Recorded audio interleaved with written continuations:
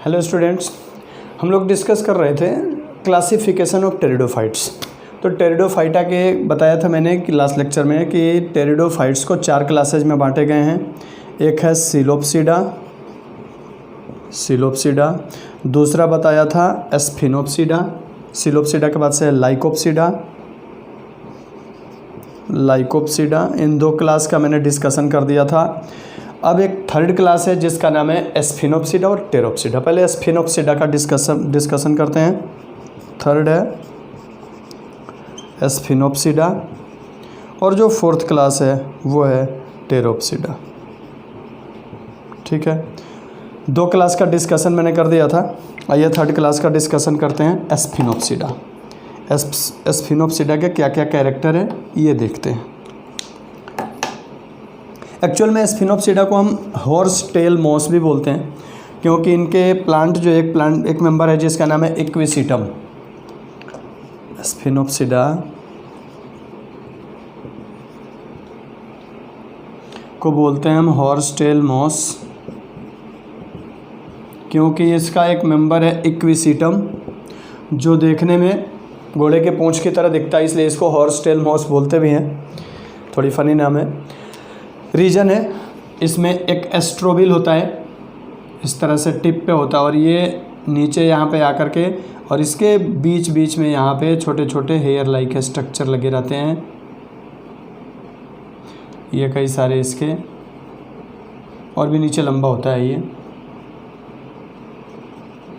और ये पूरे के पूरे एस्पोरेंजिया होती है। इसमें बताया भी था मैंने कि एस्पोरेंजिया जब बहुत ज़्यादा कॉम्पैक्ट हो जाए और कॉम्पैक्ट होकर के एक क्लस्टर में आ जाए तो उसको हम एस्ट्रोबिल बोलते हैं।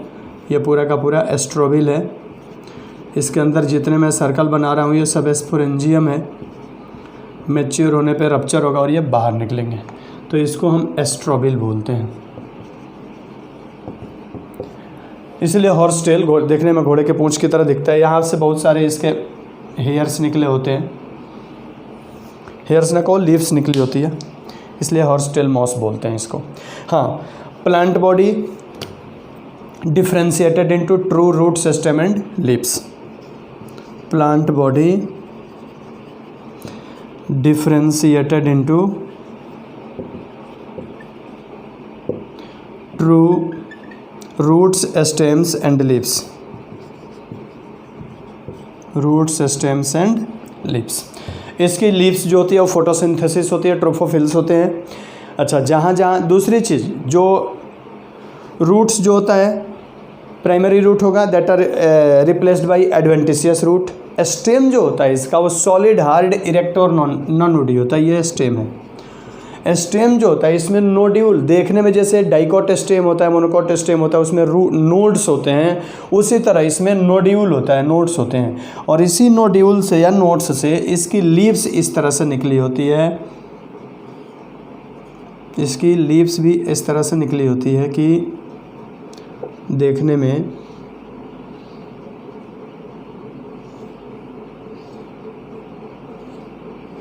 इस तरह से इसकी लीव्स निकली होती है। इधर भी निकली रहेगी।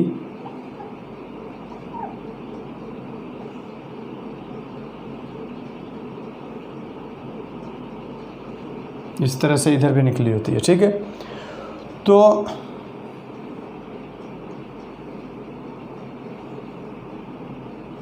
ये पूरी लीव्स इस तरह से निकली होती है।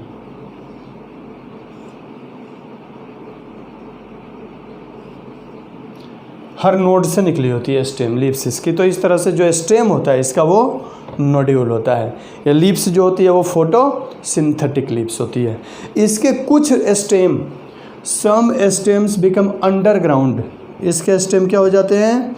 अंडरग्राउंड हो जाते हैं। और उस अंडरग्राउंड स्टेम को हम राइजोम बोलते हैं। Underground stem is called rhizome. Horizontal हो जाते हैं, जैसे वॉकिंग फर्न है, एडियंटम। इसलिए वॉकिंग फर्न बोलते हैं कि अगर यहाँ पे प्लांट है, इसमें 2 तरह की रूट होती है। एक रूट जो डीप जाती है, एक वेंट्रली। हमने यहाँ से प्लांट काट दिया, अब ये क्या होगा, रूट फिर यहाँ नया प्लांट डेवलप कर लेगा, फिर यहाँ पे नीचे एक जाएगा, फिर एक हॉरिजेंटल जाएगा, फिर यहाँ पे क्या होगा, एक नया प्लांट बना लेगा, फिर नीचे चला जाएगा। तो इसीलिए इसको वॉकिंग फॉर्म बोलते हैं, एडियंटम को। उसी तरह इसमें भी हॉरिजेंटल स्टेम होती है जिसको हम क्या बोलते हैं, राइजोम बोलते हैं। अगर ऊपर से हमने कट कर दिया तो इस राइजोम के अंदर मतलब एक तरह से ये कहो ना, वेजिटेटिव बर्ड लाइक स्ट्रक्चर होती है या जेम्यूल होते हैं, वो जेम्यूल फेवरेबल कंडीशन में जर्मिनेट होकर के फिर से नया प्लांट बना देते हैं। तो इसकी एक कैरेक्टरिस्टिक फीचर होती है, किसकी, हॉर्स्टेल मॉस की या राइजोम की। उसी तरह एडियंटम जो वॉकिंग फर्न है उसमें भी ऐसे ही होता है। एडियंटम में पूछा भी जाता है एडियंटम को वॉकिंग फर्न क्यों कहते हैं, क्योंकि इसमें दो रूट्स होता है, एक डीप रूटेड होता है, एक हॉरिजेंटल होता है। तो जो हॉरिजेंटल रूट होती है वो हर जगह आगे जा कर के जाएगी, यहाँ एक नया प्लांट बना देगी, फिर यहाँ नया रूट निकालेगी, फिर नए, मतलब ये हॉरिजेंटल जब तक ग्रो करते रहेगी ये आगे फैलता रहेगा एडियंटम, इसलिए वॉकिंग फर्न बोलते हैं इसको। तो ये मेन थे स्फिनोप्सिडा का कैरेक्टर। हाँ, ध्यान रहे एक चीज़, इसका भी बताया कि स्पोरेंजिया जो होता है वो क्लस्टर में होता है, जिसको बोलते हैं एस्ट्रोबिल। ये एस्ट्रोबिल मैच्योर होने पर रप्चर होगा, सारी स्पोर्स बाहर निकलेंगे, जहाँ जर्मिनेट होंगे वहाँ पे जर्मिनेट होकर प्रोथाइलस बनेंगे। उस प्रोथाइलस में फिर से इक्विसिटम को बताया था मैंने कि ये होमोस्पोरेस्टेरिडोफाइट्स होता है, इसके स्पोर्स जर्मिनेट होकर के हार्ट शेप्ड प्रोथाइलस बनेंगे। इसमें राइजोइड होगा और इसमें दो चीज़ डेवलप होगी, एक एंथ्रीडिया, दूसरी आर्चिगोनिया। एंथ्रीडिया में एंथीरोजोइड, आर्चिगोनिया में एग सेल। एंथीरोजोइड एग सेल पे ट्रांसफ़र होगा, इसी के अंदर फिर जाइगोट बनेगा, एम्ब्रियो, और एम्ब्रियो जर्मिनेट होकर के फिर से नया प्लांट बना देंगे। ये सारा फूड कंज्यूम करने के बाद ये प्रोथैलस डीजेनरेट हो जाएगा और यहीं से नया एस्पोरोफाइट डेवलप हो जाएगा। मैंने बताया था कि सीड हैबिट की शुरुआत इसी तरह हुई थी, एस्पोरोफाइट गैमेटोफाइट पे ही एस्पोरोफाइट बनना शुरू हो गए थे। तो ये स्फिनोप्सिडा थे। जो वेल डेवलप मेंबर हैं इसके, उसका नाम है टेरोप्सिडा। सबसे ज़्यादा मतलब ये कह लो कि हाईली एडवांस टेरिडोफाइट्स हैं। ये माना भी जाता है कि यही टेरिडोफाइट्स डेवलप होकर के बाद में जिम्नोस्पर्म और एंजियोस्पर्म को डेवलप किए। तो लास्ट है वो है टेरोप्सिडा।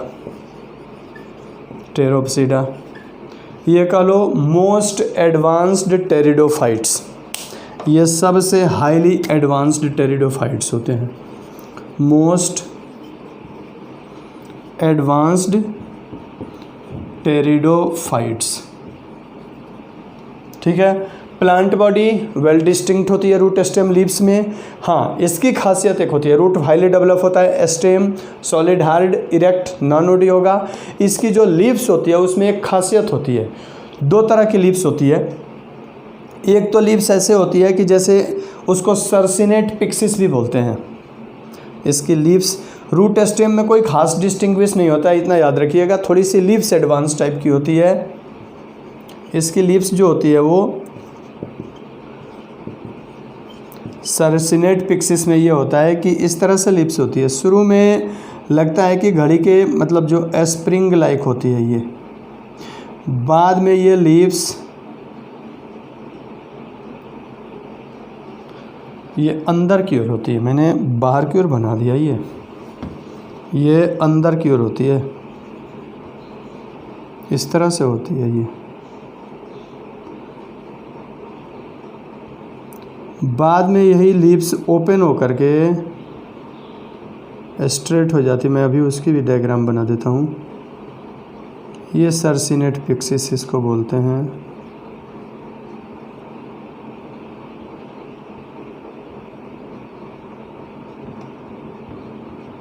अब यही लीव्स, इसको सर्सिनेट पिक्सिस बोलते हैं, यही लीव्स बाद में क्या होगी तो इस तरह से डेवलप हो जाएगी और इसी लीव्स के ऊपर स्पोरेंजिया डेवलप होंगे।